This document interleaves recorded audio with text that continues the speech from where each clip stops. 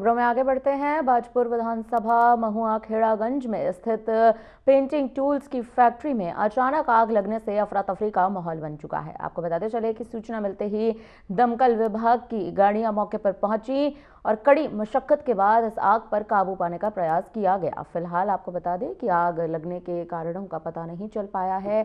Company में मौजूद तमाम कर्मचारियों को सुरक्षित बाहर भी निकाल लिया गया है। वहीं अब तक किसी के हताहत होने की भी पुष्टि नहीं की गई है, परंतु आपको बता दें कि कंपनी में काफी नुकसान होना भी बताया यहां पर जा रहा है।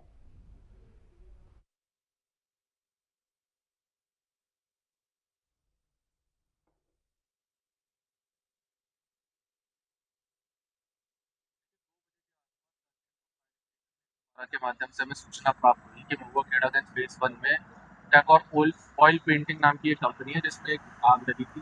तत्काल हमने गाजीपुर फायर स्टेशन से 2 गाड़ियां मौके पे रवाना की। मौके पे पहुंचने के बाद हमारे कर्मचारियों ने देखा कि आग काफ़ी विकराल रूप में थी, जिसके कारण हमने आसपास की और कंपनियों से भी 3-4 गाड़ियां बुलाई हैं। फिलहाल अगर मैं बात करूं तो इस वक्त हमने आग पे पूरी तरह से काबू पा लिया है। अभी फायर फाइटिंग चल रही है और हमारी प्राथमिकता है कि हम इसको जल्द से जल्द 1 से 2 घंटे के अंदर हम इसको पूरी तरह से बुझा दें। सब कितनी गाड़ियां इसमें लगभग लगी होंगी तब? देखिए, इसमें 7 फायर टेंडर लगे हैं। 2 तो हमारे उत्तराखंड फायर सर्विस के हैं, एक हमने जसपुर फायर स्टेशन से गाड़ी बुलाई थी, साथ में हमने इंडियन ग्लाइकोल, नैनी पेपर मिल, पहल और सिद्धेश्वर पेपर मिल से गाड़ियां बुलाई हैं और सभी गाड़ियों ने बहुत अच्छे से काम किया। अभी हमें पूरी पूरी तरह से आग पे हमने काबू पा लिया। सिर्फ अभी कूलिंग चल रही है और उम्मीद है कि 1 से 2 घंटे के अंदर हम पूरी तरह से आग बुझा दें।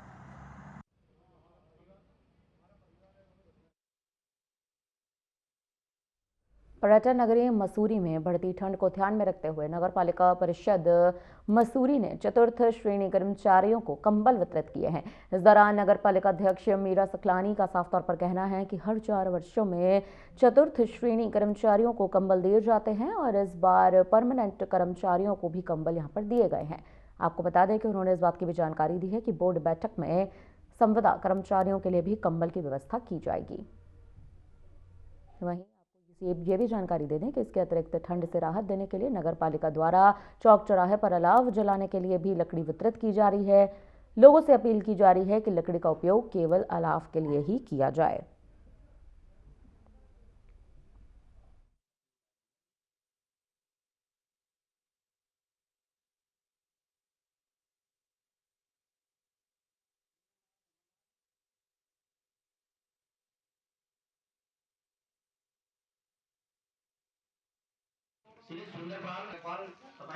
उसके तहत यहाँ पे कर्मचारियों को कंबल वितरित किए जाते हैं, 4th क्लास कर्मचारियों को, क्योंकि सर्दी का मौसम है और मसूरी में सर्दी का प्रकोप बढ़ ही रहा है।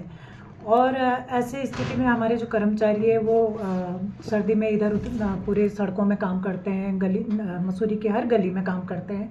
तो मुझे लगता है कि ये छोटा सा एक इनिशिएटिव था पालिका की तरफ से, जो आज कंबल के रूप में वितरित किया गया है कर्मचारियों को। लेकिन इसमें एक चीज़ जो मुझे दिखी कि यहाँ पे सिर्फ जो हमारे परमानेंट कर्मचारी हैं उन्हीं को ये कंबल वितरित किए जाते थे, लेकिन जो हमारे संविदा के कर्मचारी हैं पालिका के, उनको ये कंबल वितरित नहीं किए जाते हैं। तो मैं अपने सभासदों के सामने भी ये बात रखूँगी और आगे के बोर्ड में ये हम प्रस्ताव लेके आएंगे कि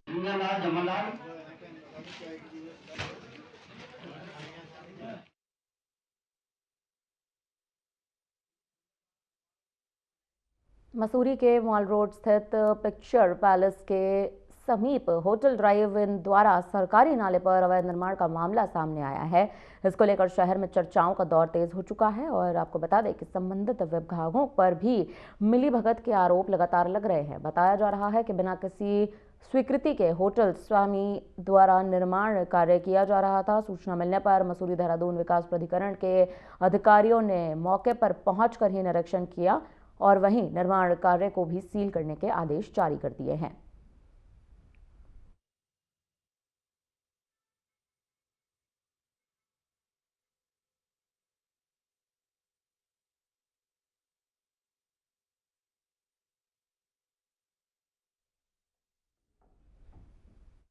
कि ये तो मैं शुरू से ही कह रही हूँ कि पालिका की भूमि के पे जिसने भी अतिक्रमण किया है, वो कोई भी हो, उस पे पालिका बिल्कुल संज्ञान लेगी। और क्योंकि आपने देखा होगा कि पिछली बरसात में जो आपदा आई है, वो हमारे जितने भी हमारे कलवर्ट थे वो सब बंद पड़े हुए हैं, उस पे अतिक्रमण हो रखा है। उसी की वजह से पानी रुकता है तो पानी कहीं न कहीं रास्ता तो बनाएगा ही अपना। तो इस बरसात से मतलब हमारी कोशिश पूरी रहेगी कि इस बरसात से पहले-पहले हमारे जितने भी कलवर्ट हैं जो चोक हो चुके हैं, चाहे वो अतिक्रमण की वजह से या चाहे वो किन्हीं और कारणों की वजह से, उसका बिल्कुल संज्ञान लिया जाएगा और पालिका का जो नेक्स्ट कदम होगा वो उसी पे होगा कि हमको अपने नाले-खाले बिल्कुल फ्री रखने हैं। ये अभी मेरे संज्ञान में ये सारी चीज़ें नहीं हैं।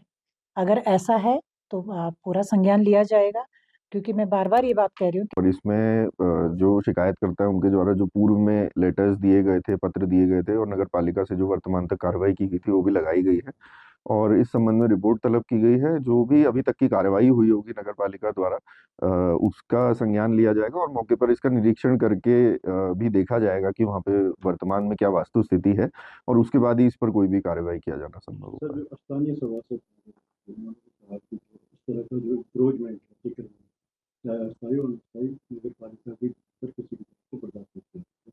और दूसरी बात ये सर कि बहुत लंबा टाइम हो गया, अब क्योंकि अब नए अधिकारी आए, थोड़ा उम्मीदें जगी है लोगों को भी कि जो अभी तक तो अस्थायी हटा रहे थे, पर लेकिन जिनका अवैध अधिग्रहण। देखिए, इस संबंध में जो स्थानीय पार्षद महोदय हैं और जो नगर पालिका का पूरा बोर्ड है, अध्यक्ष जी हैं और ऊपर लेवल तक भी शासन में एक दृढ़ संकल्प है कि किसी भी तरीके का जो अतिक्रमण है, चाहे वो वन भूमि पे हो, नगर पालिका की भूमि पे हो। देखिए, मैं आपसे कहना चाहूँगा कि बड़े व्यापारी वाली मामला तो हमारे सामने है नहीं, क्योंकि मैं तो व्यक्तिगत उन्हें जानता भी नहीं हूँ। और ये मामला जो मेरे संज्ञान में आया है कि नगर पालिका ने भी ड्राइविंग को नोटिस दे रखे हैं पहले से, शायद 2 नोटिस पहले से दे रखे हैं और हमारी माननीय अध्यक्ष जी ने तो स्पष्ट किया हुआ है कि हमारे कार्यकाल में नाले खालों के ऊपर का अतिक्रमण हटाया ही जाएगा और इसके लिए किसी भी स्तर तक की कार्रवाई करनी होगी तो हम उस स्तर की कार्रवाई को करेंगे।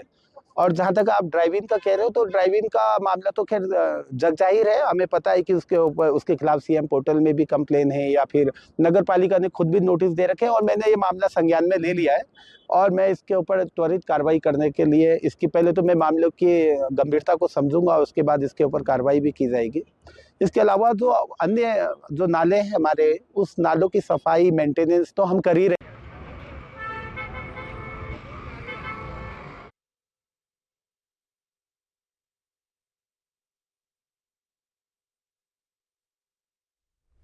सतारगंज के कथावाचक रामचंद्र राय पर 2 अज्ञात बदमाशों ने हमला किया है। जी हां, आपको बता दें कि उन्होंने तमंचे से फायर किया लेकिन उनका निशाना चूक गया। वहीं रामचंद्र राय सुरक्षित अपने घर पहुंच गए। पुलिस को सूचना दी गई, पुलिस ने उनका मेडिकल करवाया और आरोपियों की जल्द गिरफ्तारी का आश्वासन भी दिया। क्षेत्र के जनप्रतिनिधि और लोग कथावाचक के समर्थन में उनके आवास भी पहुंचे हैं।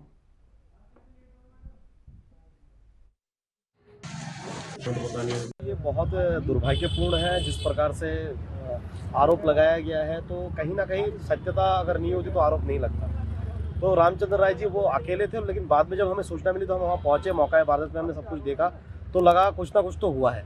आज हम लोग यहाँ पर सभी जनप्रतिनिधि लोग, ये मैं नहीं कहता किसी समाज का मामला है। देखिए, हमें कल रात को हमें पता चला कि हमारे सम्मानित रामचंद्र जी के ऊपर किसी अज्ञात व्यक्ति ने हमला किया है। कथावाचक श्री रामचंद्र जी पे जो हमला हुआ है ये बड़े निंदनीय है और हमारा क्षेत्र शक्तिपारा में एक शांतिप्रिय क्षेत्र है।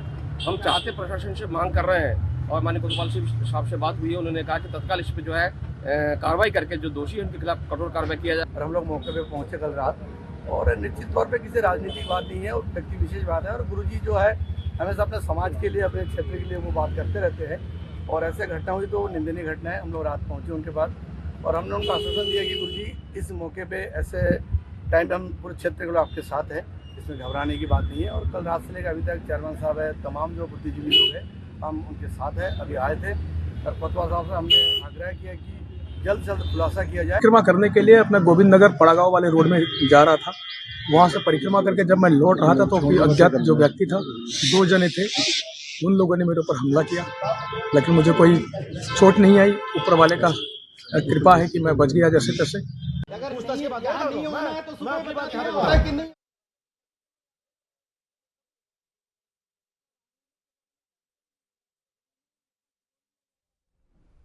फिलहाल यहाँ पर रुकते हैं एक छोटे से ब्रेक के लिए। ब्रेक के उस पार खबरों का सिलसिला जारी रहेगा।